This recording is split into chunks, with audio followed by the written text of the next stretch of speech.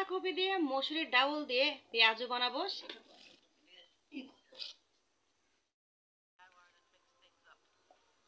শুকনা মরিচটা মুখের ভেতর পড়লে মচমচ করে শুকনা মরিচের গুঁড়ো আমি কিন্তু প্রয়োজন মতো দেবো। এই সুন্দর একটা মানে মিশ্রণ হয়ে এই সমস্ত পেঁয়াজ একটু বড় করে দেবেন। এই যে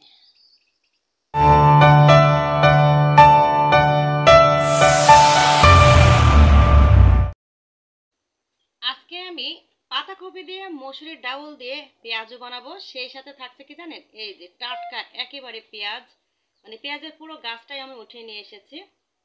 আর সেই সাথে মনে করেন এই যে পাতাকপি, আমি গত ভিডিওতে একটা পাতাকপি ছেড়েছিলাম না, এক সামান্য পরিমাণ রেখে দিয়েছিলাম। শুধু আজকে পাতাকপি মানে বড়া বলেন না পেঁয়াজু বলেন, আমরা তো পেঁয়াজু বলি, ঠিক এই পেঁয়াজু বানাবো। সেই সাথে দেখেন মসুরি ডাউল লাগছে, শুকনো মরিচ, পেঁয়াজ টিয়াজ যা যাবতীয় আছে সব কিছু কিন্তু আমি রেডি করে নিয়েছি এবং আগে থেকেই আমি কিন্তু ডাউলটা ভিজিয়ে রেখেছি। ঠিক আছে, এখন বাটা ঘষা করেই কিন্তু আমরা চলে যাব পেঁয়াজু বানাতে। কিসের পেঁয়াজু? পাতাকপি আর মসুরের ডাউলের পেঁয়াজু। এই যে আমি পেঁয়াজের মানে পাতাগুলো আমি সুন্দর করে ফ্রেশ করে কিন্তু ধুয়ে নিয়ে এসেছি, যেহেতু জমিতে ছিল তাই ভালো করে আমি ধুয়ে নিয়ে এসেছি। আর পাতাকপিগুলো আমি কিন্তু ধুয়ে নিয়ে এসেছি। এখন আমি কোটা বাছাটা সেরে নেব। এতে অনেক কিছু দেওয়া লাগে, তার জন্য কোটা বাছাটা খুব জরুরি, তাড়াতাড়ি করে করতে হবে।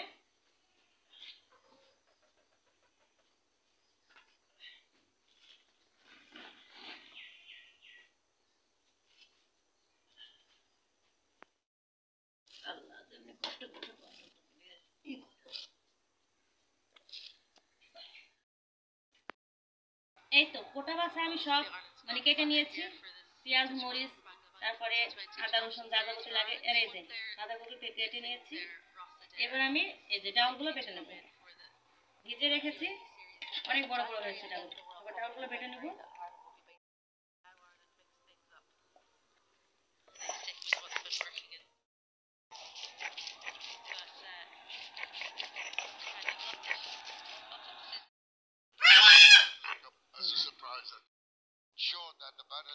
এই পেঁয়াজও বানাতে হলে ডাউল বাটার নিয়ম হচ্ছে এই যে আদা ভাঙা করে, যেটা দেখুন এই যে আদা বাটা মানে ছেঁচা সিস্টেম করে এই যে ডাউলটাকে এভাবে ভাঙতে হবে। ঠিক আছে, এভাবে কিন্তু বেটে নিতে হবে। আমি কিন্তু মসুরির ডাউলটা বেটে নিয়েছি, মানে আধ ভাঙার মতো করে বেটে নিয়েছি এই যে আদা বাটা করে। এবার আমি সব মশলাগুলো একে একে আমি এর ভিতরে মিক্স করব। এই যে প্রথমে দিলাম চাউলের গুঁড়া। চাউলের গুঁড়াতে এই পেঁয়াজ এটাকে আরো বেশি মচমচে করতে সাহায্য করবে। এবার দিলাম এই যে পেঁয়াজের কলি বা পেঁয়াজের পাতা বলেন, যেটাই বলেন, এখনো পেঁয়াজের কলি বের হয়নি, পেঁয়াজের পাতাটা দিয়ে দিলাম। এবার দিয়ে দিলাম পেঁয়াজ, এই যে তারপরে দিলাম এই যে শুকনা মরিচটা মুখের ভেতর পড়লে মচমচ করবে, অসাধারণ খেতে লাগে। তারপর এই যে আদা পাকা কাঁচা মরিচ দিয়ে দিলাম, অল্প করে দিয়েছি, মানে গুঁড়া মরিচ ব্যবহার করতে হবে তাই। আর এই যে রসুন দিয়ে দিলাম।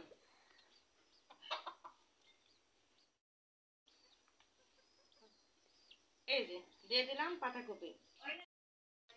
যেই পেঁয়াজের মানে মূল ভূমিকায় থাকবে পাতাকপি, সেই পাতাকপিটা থেকে যখন আমি মানে আস্ত ছিল ফুটার আগে আমি ভালো করে ফ্রেশ করে ধুয়ে নিয়েছি। নেওয়ার পরে এই যে জিরে জিরে করে যতটুকু জিরে জিরে করলে আমার সুবিধা হবে সেই অনুযায়ী আমি কিন্তু কেটে নিয়েছি।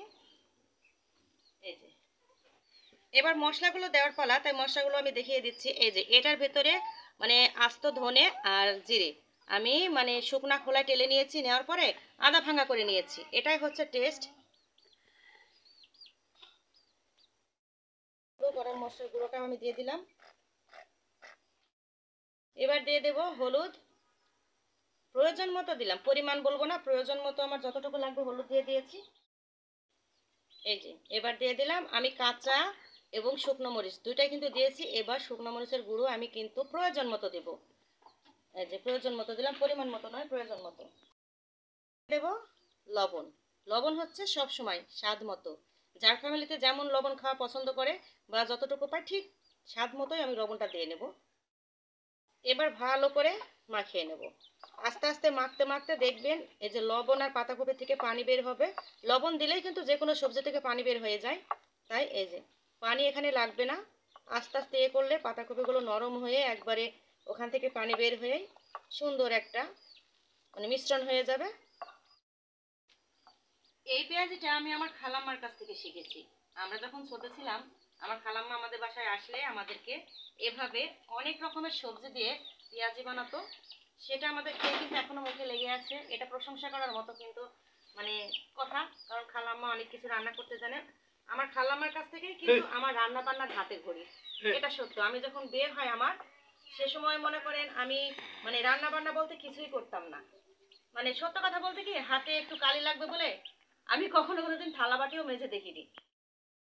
রান্না বান্নাটা আমার বিয়ের পরেই কিন্তু শেখা। আমি কিছু কিছু মানুষের সঙ্গে উঠতে বসতে যা রান্না বান্না যে যেমন রান্না ভালো পারে, মিষ্টি রান্না হোক কি ঝাল স্পাইসি এই সমস্ত মানে রান্না হোক না কেন, যে যেটা ভালো পারে, যার হাতে যেটা টেস্ট, আমি কিন্তু ঠিক তার কাছে যেভাবে হোক না কেন সে রান্নাটা আমি শিখিয়েই দম নিয়েছি। আমি যেহেতু আমার খালাম্মা এই স্পাইসি ভাজা যে সমস্ত জিনিসগুলো আছে সেগুলো আমার খালাম্মা পারে, তার কাছে আমি পুরো 1 মাস পরোটা লুচি পোলাও তারপরে রোস্ট এই সমস্ত জিনিসগুলো কিন্তু আমি সব খালাম্মার কাছ থেকে শিখেছি। যে আস্তে আস্তে সব কিছু আমি খালাম্মার রান্না, আমার নানির রান্না, আমার আম্মা যতটুকু জানে তার রান্না প্রত্যেকটা জিনিসই আমি আপনাদের কাছে দেখানোর চেষ্টা করব। আমার সঙ্গে অবশ্যই থাকবেন আপনারা।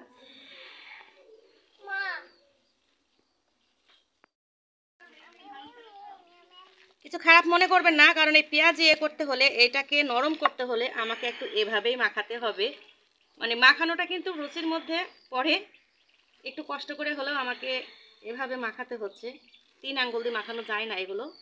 আমি একটু ভালোভাবে কিন্তু মাখানোর চেষ্টা করছি যেন পাতাকপি থেকে আর পেঁয়াজের ফুল থেকে পানিটা বের হয়ে আসে, তাহলে আমার পেঁয়াজের এই যে নরমটা পারফেক্ট মনে হবে। ভালোভাবে আমার মাখানো হয়ে গিয়েছে, এই যে দেখুন একেবারে আমার মানে পারফেক্ট হয়েছে। এই যে এমন করলে যদি দেখবেন যে সবটার সঙ্গে একসাথে জোড়া লেগে যাচ্ছে, এই যে সেটাই হচ্ছে আমার পারফেক্ট মাখানো। দেখছেন এখানে আমি একটুও পানি ব্যবহার করিনি। ডাউল বাটায় আর এই যে কপিটা থেকে যেটা পানি বের হচ্ছে সেই পানিটাই কিন্তু আমার মাখানোটা হয়ে গেছে। এবার চলুন, আমি তো প্রতিদিন রান্না করার সময় আগে লাকড়ির ব্যবস্থা করি, কারণ লাকড়ি আমার কাছে মেন ভূমিকা এসে গিয়েছে। তাই লাকড়িগুলো কিভাবে আমি গুছিয়ে নিয়ে আসি, লাকড়ি এনেই কিন্তু আমার সে জাদুর চুলা, সে জাদুর চুলাতে কিন্তু আজকে এই পেঁয়াজিটা আমার হবে। ছোট্ট জাদুর চুলা খুব জলে, আজকে এটাতে আমার পেঁয়াজিটা বানানো হবে। তো চলুন, এই যে সেই লাকড়ি। বিশেষ করে আমার আব্বা এই আলোক চুলে রান্না করবো দেখে আমাকে এই যে দেখুন টুকরো টুকরো করে কেটে দিয়েছে, দিয়ে সুন্দর করে গুছিয়ে রেখেছে। এই যে দেখুন এগুলো আলোক চুলাতে রান্না করবো দেখে আব্বা আমাকে করে দিয়েছে। তুমি কি নিয়ে বেড়াইতেছো এগুলো? তাই টিস্যু কি হবে?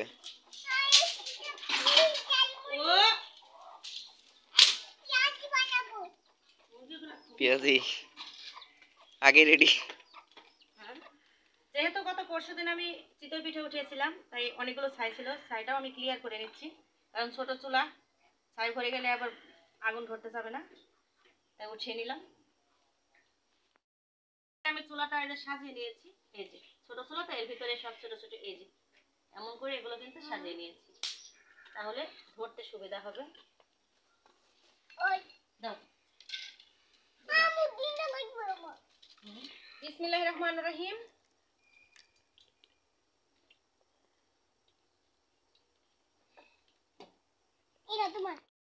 তেলটা গরম হয়ে গিয়েছে, আমি এই অবস্থাতে দিয়ে দিব বিসমিল্লাহির রহমানির রহিম।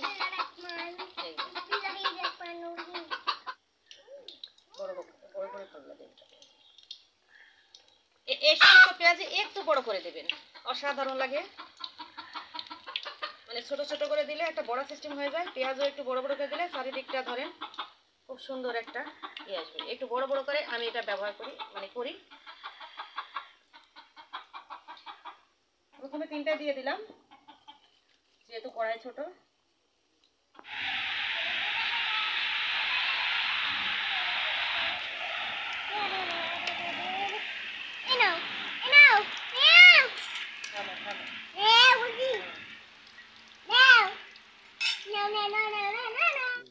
দেখতে পাচ্ছেন কি সুন্দর একটা কালার এসেছে, এই যে দেখুন একবারে মচমচে, এত ভালো লাগবে খেতে।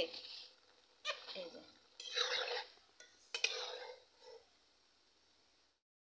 এই যে দেখুন অসাধারণ, এক একটা একেবারে এই যে দেখতে পাচ্ছেন, এই যে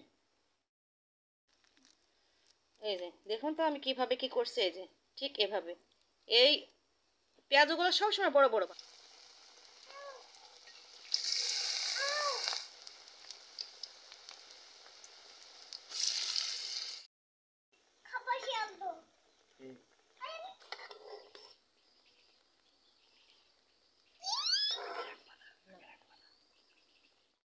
আমার দ্বিতীয় চারও কিন্তু ওঠানো হয়ে গেল। এই যে এই যে নাও ভাড়াকে দাও। Thank you. ওয়েলকাম।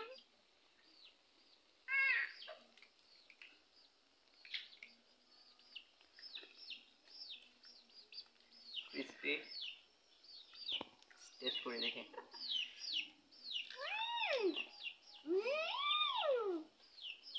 কেমন লাগছে? মাশাআল্লাহ মাশাআল্লাহ, অনেক মজা, অনেক মজা। একদম সব মশলা, তারপরে লবণ, গরম মশলাটা যাই বলেন সবখানে একদম পারফেক্ট হয়েছে, সবকিছু একদম যেটা দরকার সেটাই হয়েছে। সুন্দর। মোটামুটি একদম পারফেক্ট একটা পেঁয়াজু। আপনার ক্রাঞ্চটা বুঝতে পারবেন।